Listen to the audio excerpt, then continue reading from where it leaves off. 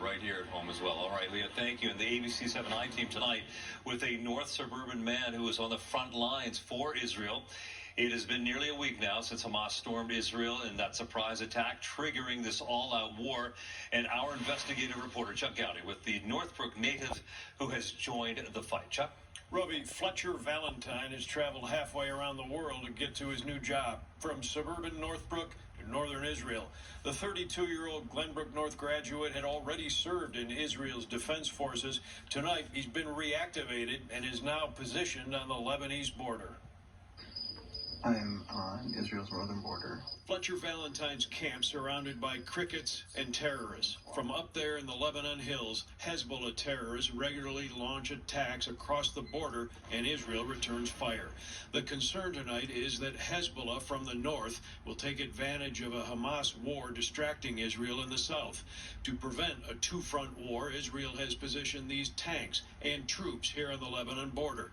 Back in Northbrook, Valentine's father, David, has had daily calls with his son about a war in progress. He'll send little voice messages or text messages or something. So we're in regular contact, which is, kind of bizarre. I'm sitting in my house in Northbrook and he's in a foxhole very near them. Right behind them is a kibbutz that's been evacuated.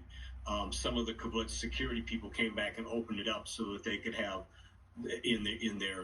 when they're not on duty in that foxhole, they get a chance to sleep. They could sleep in the safe rooms. They could get a shower. What is his mission as far as you know? He's in a defensive position right now. So he's the first machine gunner in strictly a defensive position. They're not going out anywhere. Defending against attacks such as this week's firebombing of a journalist vehicle near the Lebanon border, and defending against a full frontal assault by Hezbollah commandos, many of whom seen here attending the funeral of a dead terror operative this week. For now, Fletcher Valentine describes how Hezbollah terrorists are tracking Israeli forces. We've been enduring various kinds of bombardment, mostly mortars and rockets. They've been using drones to try and find our fighting positions, and there have been some attempted incursions which have been successfully repelled. This week, we've introduced you to an entire squadron of Chicago area men who have put their Jewish faith and heritage into action, answering the recall to their soldier service. At a time Israel was in need, they were in a position to answer yes, all of them leaving family and friends to fight in a war they hadn't expected.